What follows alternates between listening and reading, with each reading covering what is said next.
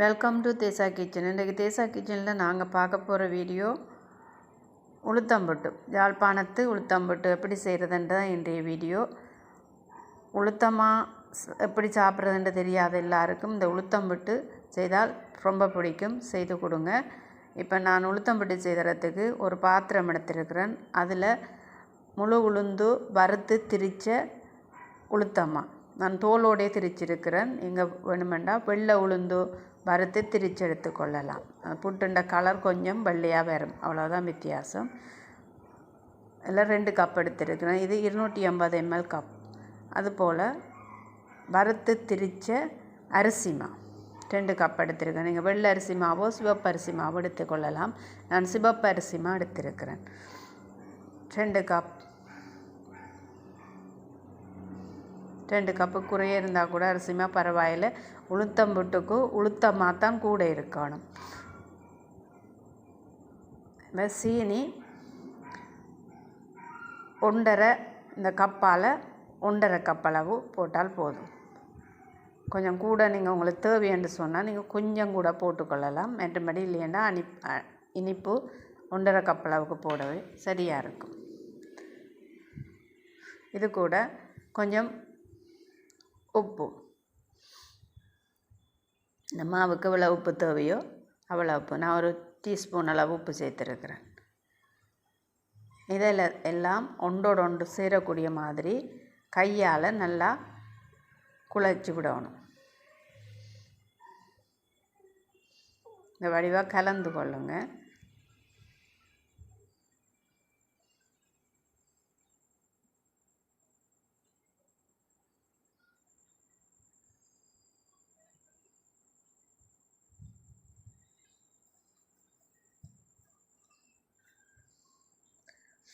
உளுத்தங்களி பிடிக்காத குழந்தைகள் இந்த உளுத்தம்புட்டை செய்து கொடுத்தா நல்லா சாப்பிடுவாங்க. அவங்களுக்காக இதை நீங்கள் செய்து கொடுத்து பாருங்கள். நல்ல சத்துள்ள சாப்பாடு. காலையில் ஸ்கூல் போகிற பிள்ளைகளுக்கு செய்து கொடுத்தா அவங்களுக்கு டிஃபன் பாக்ஸுக்கு ஏற்ற ஒரு சாப்பாடு. காலை சாப்பாட்டுக்கு வீட்டில் கூட பெரியவங்களுக்கு செய்து கொடுக்கலாம். பெரியவங்களுக்கு செய்யும்போது சுகர் பேஷண்ட்ஸாக இருந்தால் கொஞ்சம் அந்த சீனியை குறைச்சிட்டு நீங்கள் செய்து கொடுக்கலாம். இப்போ இது கூட நாங்கள் நல்லா கொதிக்கிற சுடு தண்ணியை விட்டு இதை மாவை குழைக்கணும். இதில் ஒரு ட்ரிக் என்னென்னு சொன்னால், சுடு தண்ணியை கணக்காக விடக்கூடாது, அளவாக விட வேணும். என்னென்னா சீனி இருக்குது, சீனி கரையை டக்கண்டு குழஞ்சி போகுமா, அப்புறம் கையில் ஒட்ட தொடங்கிடும். அப்போ கொஞ்சம் அளவாக விட்டு பார்த்து தான் குழைக்க வேணும். சீனி சுடு தண்ணி விட்டோடனே கரைஞ்சோடனே டக்கண்டு கூழாகிடும். அப்போ நீங்கள் அளவாக சுடு தண்ணி விட்டு கொஞ்சம் கொஞ்சமாக பார்த்து விட்டு தான் நீங்கள் குழைச்செடுக்கணும். இப்போ நான் கொஞ்சம் கொஞ்சமாக தண்ணி விட்டு இதை நல்லா குழைச்சி கொள்கிறேன். முதல்ல ஒரு அளவு புட்டு பதத்துக்கு எடுத்துட்டு, பிறகு நீங்கள் நார்மலாக கையால் பின்னைய சரியான அளவுக்கு வரும். இல்லை சீனி இருக்கிறபடியாக புட்டு பதத்துக்கு நீங்கள் இந்த மாவை குழைச்சி கொள்ளுங்க.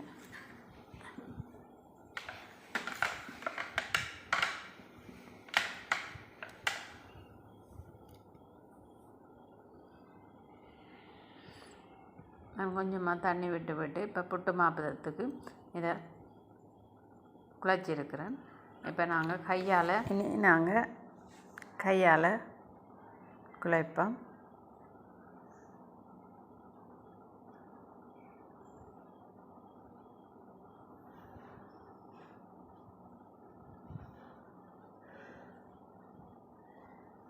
கிழக்குன்னு சரியாக புரட்டப்படையில், அதால் நான் திருப்பியும் இருக்கா கிண்டி கொண்டு இருக்கிறேன். எல்லா மாவுலேயும் தண்ணி பட வேணும். தண்ணி தன்மை இல்லாமல் இருந்ததுண்டா புட்டு டேஸ்ட்டாக வராது. அப்போ எல்லா மாவுலேயும் தண்ணி இருக்கணும். இது கொஞ்சம் பிசைஞ்சிருக்கிறேன். ரெண்டாலும் இன்னும் கொஞ்சம் தண்ணி விடத்தான் வேணும் நினைக்கிறேன். பார்ப்போம் இருக்கா பார்த்துட்டு. இப்போ இது புட்டு மாப்பத்துக்கு பிரட்டி இருக்குது. இனி நாங்கள் இதை ரொட்டி மாப்பதத்துக்கு கொண்டு வரணும் பிசைஞ்சு. அப்போ இதை ரொட்டி மாவுக்கு பிசைகிறதுக்கு இன்னும் கொஞ்சம் தண்ணி விட்டால் தான் ரொட்டி பதத்துக்கு வரும். இன்னும் கொஞ்சம் தண்ணி விட்டு கையால் இறுக்கி பிசைவோம்.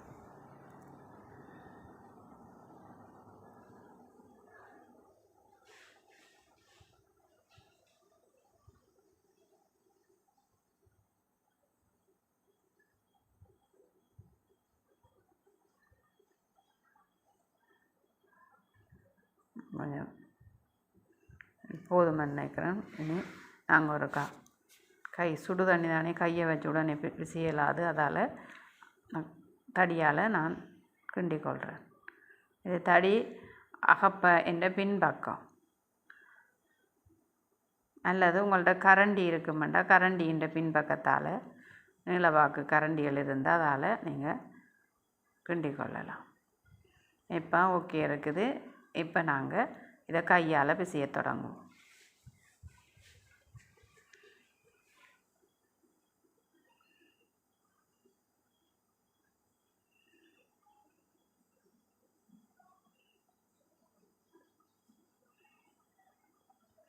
கையால் இறுக்கி நல்லா பிசைஞ்சு எடுக்க வேணும்.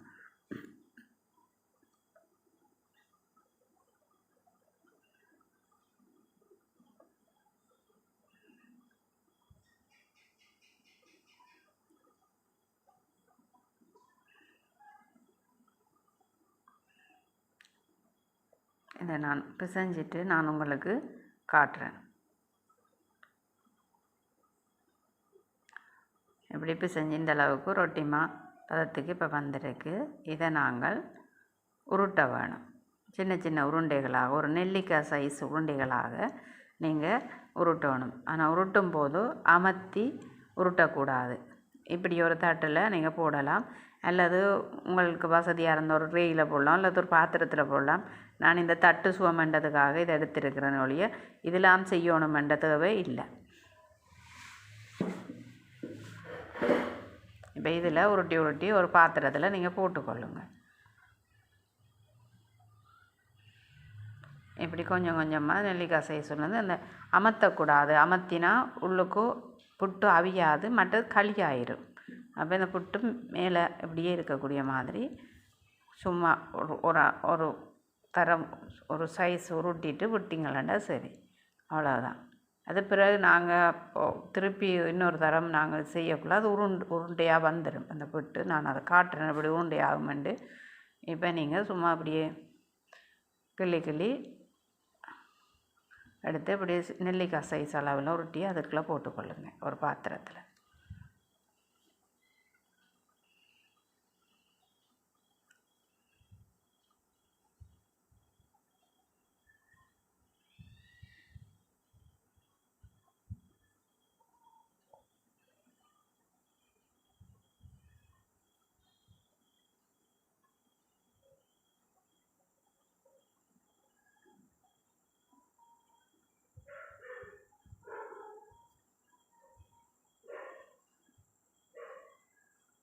இப்போ நான் உருட்டின புட்டெல்லாம் நான் உங்களுக்கு காட்டுறேன் பாருங்கள். இப்போ மிச்ச புட்டு எல்லாத்தையும் நான் இதே மாதிரி உருட்டிட்டு உங்களுக்கு காட்டுறேன்.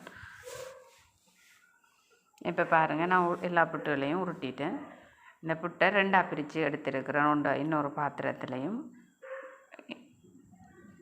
இப்போ இதில் கொஞ்சத்தை இதுக்குள்ளே இந்த துருவின தேங்காய், நீங்கள் தேங்காயை துருவி 2 பாத்திரத்தில் எடுத்துருக்கோம். ஒரே பாத்திரத்தில் தேங்காய் புரட்டுறது கஷ்டமாக இருக்க மாட்டேன், 2 பாத்திரத்தில் எடுத்துருக்குறேன். அப்போ இப்போ தேங்காயை போட்டு இப்படி குளிக்க கையால் உருட்டக்கூடாது. கையால் உருட்டுனா தேங்காய் ஒட்டும், ஆனால் புட்டு சரியாக வராது. அப்போ இப்படி புரட்ட புட்டு இல்லை தேங்காய் பிறலும் உருட்டி தான் எடுக்கணும். இதில் உருட்டுறதை விட அந்த பாத்திரத்தில் உருட்டுறதான் சுகம்.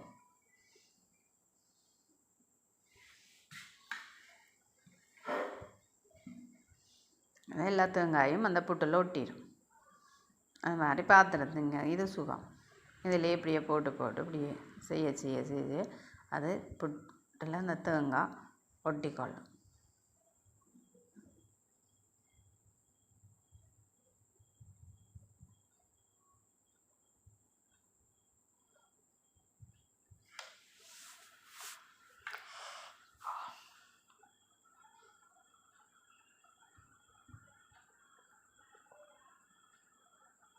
இப்போ இதெல்லாம் உருட்டி தேங்காயெல்லாம் புரட்டியாச்சு. இப்போ நான் ஸ்டீமரை வச்சுருக்கிறேன் அடுப்பில். ஸ்டீமரில் தண்ணி கொதிச்சு கொண்டிருக்கு. இப்போ அதுக்குள்ளே இடியப்ப தட்டு, இது என்னோட பெரிய தட்டு இருந்தபடியே நான் வைக்கிறேன். உங்கள்கிட்ட சின்ன தட்டு இருந்தால் 2 தட்டு அல்லது 3 தட்டு அடிக்கிட்டு அதுக்கு மேலே இந்த புட்டை கொட்டி ஒரு 20 நிமிஷம் அவிய விடுங்க.